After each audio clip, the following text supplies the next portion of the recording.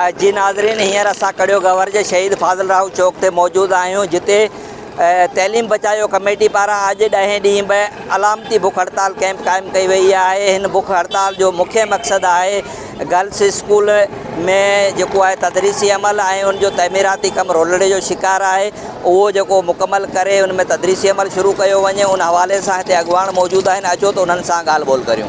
कड़ियो गंवर हिकु बहितरीनु कॉलेज घुरे थो, गर्ल्स कॉलेज घुरे थो, बॉयज़ कॉलेज घुरे थो ऐं उन सां लाॻापियल मिडिल स्कूल, प्राइमरी स्कूल सभु उन्हनि जूं बिल्डिंग अपडेट घुरे थो, उनकी जा टीचर घुरे थो, उन ते हिकु बाज़ाब्ता अटेंशन घुरे थो।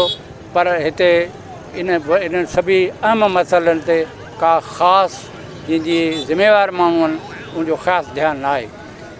पर ख़ुसूसन कड़ियो गंवर जी तइलीम, हितां जा ॿार, हितां जूं नियाणियूं ऐं छोकिरा उहे इंतिहाई बदतर ज़िंदगी गुज़ारण ते मजबूर आहिनि। नियाणियुनि जो प्राइमरी ऐं मिडल स्कूल जी बिल्डिंग किरी पई।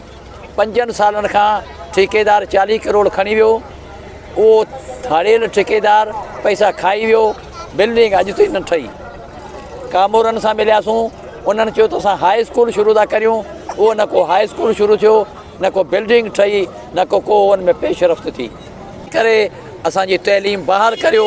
वज़ीर आला सिंध, सुप्रीम कोर्ट जे चीफ जस्टिस, हाई कोर्ट जे चीफ जस्टिस खे अपील था करियूं त नोटिस वठो, असांजी तइलीम बहाल करायो, ॿारनि जे मुस्तक़बिल खे रोशन करण में असांजी मदद करियो। जी, तव्हां हिते कैंप में मौजूदु अॻुवाननि जा वीचार ॿुधा। संदनि चवणु आहे त गुज़िरियल 5 सालनि खां गर्ल्स स्कूल जी जेको आहे इमारत आहे उनजो तइमीराती कमु रोलड़े जो शिकार आहे, जॾहिं त ठेकेदार जेको आहे उहो पैसा खाई जेको आहे उहो फ़रार थी वियो आहे। जॾहिं त गुज़िरियल 10 ॾींहंनि खां असां एहतिजाज करे रहिया आहियूं, पर बस वारा जेके आहिनि उहो इन जो नोटिस न वठी रहिया आहिनि। हिननि मुतालबो कंदे घुर कई आहे त तइलीम जूं आला अख़्तियारियूं ऐं सिंध हुकूमत हिननि स्कूलनि जो नोटिस वठी फ़ौरन जेको आहे तइमीराती कमु जेको आहे मुकमल कराए ऐं तदरीसी अमल बहाल करे ॿी सूरत में एहतिजाज जो दाइरो वधायो वेंदो। कानजी कुमार, इबरत न्यूज़, कड़ियो गंवर।